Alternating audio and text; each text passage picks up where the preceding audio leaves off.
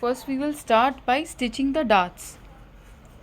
So this is the dart for the back of the blouse.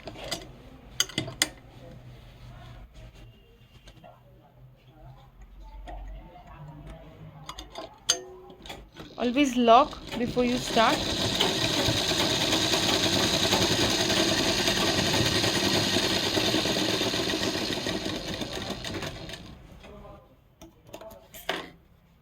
This is one dart. Now the second dart.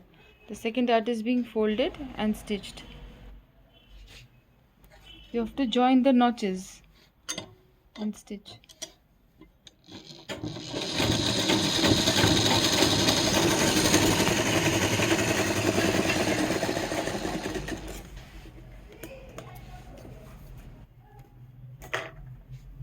Now the dart for the front. There are 4 darts, as you know. So the waist dart is being folded